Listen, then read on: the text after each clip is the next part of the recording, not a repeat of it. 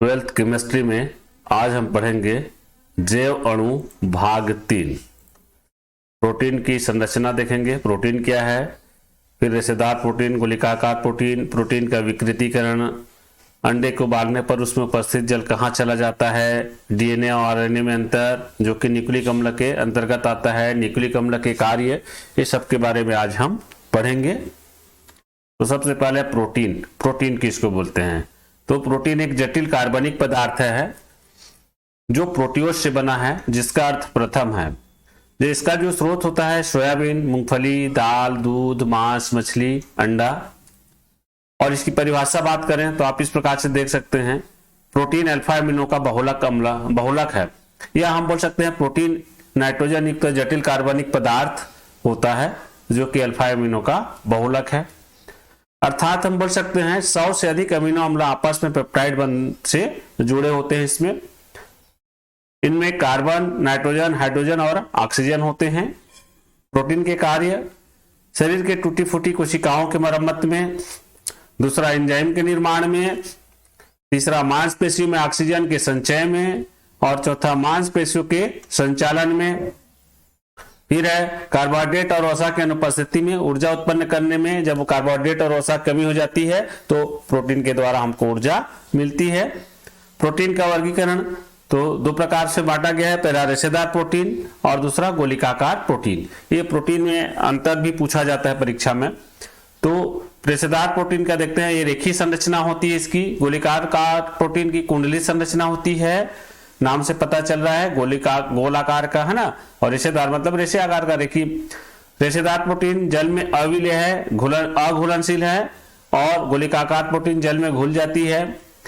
रेशेदार प्रोटीन प्रबल क्षार में घुलती है, विलेय है। गोलिकाकार प्रोटीन तनु क्षार में विलेय है।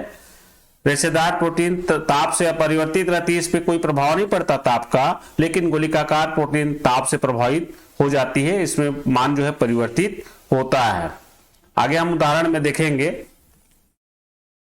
जैसे रेशेदार प्रोटीन का उदाहरण है किरेटिन बाल और ऊन में पाया जाता है। मायोसिन मांसपेशियों में पाया जाता है। और गोलिकाकार प्रोटीन का उदाहरण है इंसुलिन, एल्बुमिन। इंसुलिन हार्मोन हमारे अग्नाशय से जो स्रावित होता है, एल्बुमिन अंडे के जो सफेदी वाला भाग है। प्रोटीन की संरचना तो 4 प्रकार की संरचना होती है। संरचना से भी प्रश्न पूछे जाते हैं, प्राथमिक संरचना, द्वितीयक संरचना, तृतीयक संरचना और चतुर्थक संरचना। पहला है प्राथमिक संरचना। तो एमिनो अम्ल के विशिष्ट क्रम से जुड़ने पर जो पॉलीपेप्टाइड श्रृंखला प्राप्त होती है प्राथमिक संरचना होती है। विशिष्ट क्रम में जुड़े रहते हैं। देखिए इस प्रकार से एक रेखीय संरचना ये जो है जुड़ा होता है। द्वितीयक संरचना, जब प्राथमिक संरचना विशेष आकृति लिए होती है, जो प्राथमिक संरचना की बात की है उसे द्वितीयक संरचना बोलते हैं। तो द्वितीयक संरचना को 2 भागों में बांटा गया है। पहला अल्फा हेलिक्स है और दूसरा बीटा प्लेटेड शीट संरचना। तो अल्फा हेलिक्स सर्पिलाकार होती है, इसकी आकृति को दक्षिणावर्ती पेच के समान माना जाता है और इसमें अनेक हाइड्रोजन बंध होते हैं जो कि बाल और ऊन में पाए जाते हैं। दूसरा बीटा प्लेटेड संरचना, इसमें पॉलीपेप्टाइड की श्रृंखला एक दूसरे के पार्श्व में स्थित होते हैं। ये श्रृंखलाएं अधिकतम विस्तारित और खिंची होती है, जैसे रेशम में मिलता है। और इस संरचना का चित्र आप देख सकते हैं। अल्फा हेलिक्स है ना, कुंडली के अनुसार इस प्रकार से कुंडलित होता है। और बीटा जो सीट होता है इसमें पार्श्व श्रृंखला से जुड़े होते हैं, इस प्रकार से आप एम के आकार का भी बोल सकते हो। तृतीयक संरचना, जब प्रोटीन की द्वितीयक संरचना में अनेक वलन या अनेक लिपटना चालू हो जाता है, वलन माने वो लिपटना मोड़ जो है, तो तृतीयक संरचना का निर्माण होता है, जिससे 2 प्रकार की आणविक आकृति बनती है, रेशेदार और गोलिकाकार। तो रेशेदार और गोलिकाकार में अंतर भी पूछा जाता है। तृतीयक संरचना के ही है प्रकार हैं, और ये आपको देखने को मिलता है किरेटिन, कोलेजन, एंजाइम, एंटीबॉडी में होता है। और इसकी संरचना इस प्रकार से होती है। देखिए ये ठीक है, द्वितीयक संरचना का कई जो है अनेक जो है वलन स्टार्ट हुआ है यहाँ पे, तो ये तृतीयक संरचना का निर्माण करती है। रेशेदार और गोलिकाकार प्रोटीन के बारे में हम अलग से चर्चा करेंगे, अंतर के रूप में देखेंगे, पूछा जाता है ना परीक्षाओं में वो अंतर। प्रोटीन का चतुष्क संरचना या चतुर्थक संरचना त्रिविमीय होता है। इसमें असंख्य वलन होते हैं और इनकी संरचना को उलझे हुए धागे के समान माना जा सकता है। और पॉलीपेप्टाइड की श्रृंखला में निम्न बंध या बल पाए जाते हैं, जिसमें हाइड्रोजन बंध, डाइसल्फाइड बंध, वंडरवाल बल, स्थिर वैद्युत आकर्षण बल, ये सभी पॉलीपेप्टाइड श्रृंखला में पाए जाते हैं। और ये संरचना आप देख रहे हो उलझे हुए पूरा दिख रहा है ना, धागे की संरचना के समान जो है एक दूसरे से फंसे होते हैं। फिर प्रोटीन की कमी से होने वाले रोग, क्वाशियरकर, मरास्मस, एनीमिया, जो कि हीमोग्लोबिन प्रोटीन की कमी से एनीमिया होती है, तो प्रोटीन की कमी से होने वाला रोग के नाम आपको याद होना चाहिए। और प्रोटीन का उपयोग कहाँ कहाँ होता है, तो आहार के रूप में, जो कि मांस, दाल, अंडा, सोयाबीन, दूध से मिलती है, हमको प्रोटीन मिलती है। हार्मोन, तो हार्मोन जो है टेस्टोस्टेरोन, प्रोजेस्टेरॉन हार्मोन प्रोटीन ही है ना, इंसुलिन है। फिर एंजाइम में समस्त एंजाइम प्रोटीन होते हैं। औषधियों में, फिर चमड़ा उद्योग में टैनिंग के रूप में कुछ प्रोटीन के नाम और कार्य हैं आपको याद होना चाहिए। जैसे हीमोग्लोबिन है, ये रक्त में पाया जाता है, आप लोग जानते हो, और ऑक्सीजन से मिलकर ऑक्सी हीमोग्लोबिन बनाता है, जो फेफड़ों के विभिन्न ऊतकों और ऑक्सीजन का संवहन करता है। मायोसिन मांसपेशियों के संचालन में सहायक होता है। तीसरा प्रोटीन फाइब्रिनोजेन है, जो कि रक्त के थक्का बनाने में मदद करता है, सहायक होता है। खून का जो थक्का बनता है अर्थात खून बहना रुकता है, फाइब्रिनोजेन के कारण होता है। पेप्सिन है, भोजन के पाचन में सहायक होता है। प्रोटीन का विकृतीकरण किसे कहते हैं, पूछा जाता है भी। तो प्रोटीन को गर्म करने पर या अम्ल या क्षार से विकृत करने पर उसका जैव सक्रियता नष्ट हो जाता है, प्रोटीन का विकृतीकरण कहलाता है। कहने का मतलब प्रोटीन को गर्म करें या अम्ल या क्षार में विकृत कर दें तो उसकी जो जैव सक्रियता है नष्ट हो जाती है, उसी को हम प्रोटीन का विकृतीकरण कहते हैं। उदाहरण है, अंडे को उबालने पर अंडे के प्रोटीन अर्थात सफेद भाग, जिसको हम एल्बुमिन बोलते हैं, स्कंदित हो जाता है ना। आप देखते हो अंडे को उबालते हो, जो पानी रहता है, कच्चा फोड़ोगे पानी निकलेगा, उबालोगे तो स्कंदित हो जाता है। पानी कहाँ चला जाता है, प्रश्न है, उससे बता दूंगा। दूसरा है दही का जमना, तो इसी संबंधित प्रश्न, अंडे को उबालने पर उसमें उपस्थित जल कहाँ चला जाता है, तो उबालने पर अंडे में उपस्थित प्रोटीनों का पहले विकृतीकरण हो जाता है। आपने पढ़े ना, गर्म करने पर विकृतीकरण हो जाता है, जैव सक्रियता नष्ट हो जाती है, फिर स्कंदन हो जाता है। इन स्कंदित प्रोटीनों द्वारा जल अवशोषित या अधिशोषित हो जाती है। न्यूक्लिक अम्ल आप देखते हैं, कोशिकाओं में पाए जाने वाले अम्ल को न्यूक्लिक अम्ल कहते हैं। ये भी पूछा जाता है, इनके कार्य पूछे जाते हैं। या आप बोल सकते हैं वे जैव अणु जो क्रोमोसोम में प्रोटीन के साथ उपस्थित होते हैं, इनकी संरचनात्मक इकाई न्यूक्लियोटाइड होती है।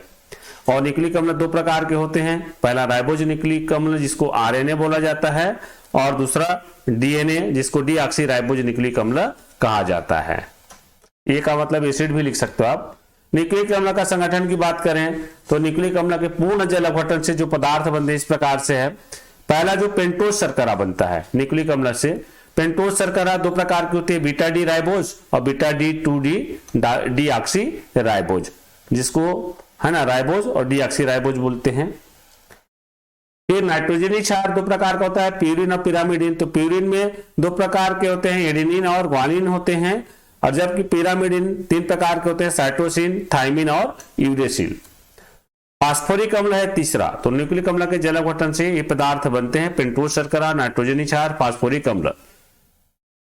जब हम डीएनए आरएनए की बात करेंगे तो ये जो यूरेसिल है डीएनए आरएनए को अंतर करता है, थाइमिन और यूरेसिल। डीएनए में थाइमिन पाया जाएगा और आरएनए में यूरेसिल पाया जाएगा। बाकी ये तीनों चीज रहते हैं, एडेनिन, ग्वानिन और साइटोसिन दोनों में रहेंगे डीएनए और आरएनए में। न्यूक्लिक अम्ल की संरचना, तो शर्करा और क्षार मिलकर न्यूक्लियोसाइड का निर्माण करते हैं। शर्करा के 5 कार्बन के से क्षार जुड़ता है। न्यूक्लियोसाइड और फास्फोरिक अम्ल मिलकर न्यूक्लियोटाइड बनते हैं। बहुत सारे न्यूक्लियोटाइड पॉलीन्यूक्लियोटाइड बनाते हैं, जिनको हम न्यूक्लिक अम्ल भी कहते हैं। दो न्यूक्लियोटाइड जिस बंध से जुड़े होते हैं उसे फास्फोडाइएस्टर बंध कहते हैं, और यह बंध शर्करा के 3 और 5 कार्बन के मध्य बनता है। और इन सब की बात की मैंने सारांश निकाला है। इन सब को हम याद करना चाहें शॉर्ट रूप में तो आप इस प्रकार से कर सकते हो। शर्करा और नाइट्रोजन क्षार, शर्करा और नाइट्रोजन क्षार जो उसको पेंटोज शर्करा भी बोलते हैं ना, मिल करके न्यूक्लियोसाइड बनाता है। ठीक है, न्यूक्लियोसाइड क्या है, शर्करा और नाइट्रोजन क्षार का मिश्रण है, आप याद रखेंगे। न्यूक्लियोसाइड क्या है बोलता है, तो न्यूक्लियोटाइड क्या है बोलता है, तो न्यूक्लियोसाइड में फास्फोरिक अम्ल जुड़ जाता है तो न्यूक्लियोटाइड बनता है। आपको न्यूक्लियोसाइड और न्यूक्लियोटाइड में अंतर पूछा जाए तो पूछा जाए तो क्या बोलोगे, पेंटोज शर्करा नाइट्रोजन क्षार से न्यूक्लियोसाइड बनता है। और न्यूक्लियोटाइड बोलना चाहे तो आप दो तरीका से बोल सकते हैं, पहला तो शर्करा नाइट्रोजन था क्षार और फास्फोरिक अम्ल मिलकर के न्यूक्लियोटाइड बनाते हैं, या फिर न्यूक्लियोसाइड में और फास्फोरिक अम्ल के मिश्रण को न्यूक्लियोटाइड कहते हैं, दोनों मिलते हैं। तो अब जब न्यूक्लियोटाइड से बहुत सारे न्यूक्लियोटाइड आपस में मिलेंगे तो पॉलीन्यूक्लियोटाइड बनता है, उसको न्यूक्लिक अम्ल कहते हैं। डीएनए की संरचना की बात करें, वाटसन क्रिक मॉडल है, परीक्षा में पूछा जाता है। वाटसन क्रिक मॉडल डीएनए की संरचना इस प्रकार से डबल हेलिक्स होता है ना, तो ये चित्र है, आपको बनाना होगा इस प्रकार से। देखिए ग्वानिन साइटोसिन ट्रिपल बंड, एडेनिन थायमिन में डबल बंड है ना, और इधर आपको वही सब देखने के लिए मिलेगा क्रमशः अल्टरनेट में। तो डीएनए की संरचना द्विकुंडलित होती है जिसको डबल हेलिक्स बोलते हैं। इसमें पॉलीन्यूक्लियोटाइड की दो श्रृंखला होती है जिन्हें रज्जुक कहते हैं, दो श्रृंखला है, और दोनों रज्जुक एक दूसरे से हाइड्रोजन बंध द्वारा जुड़े होते हैं।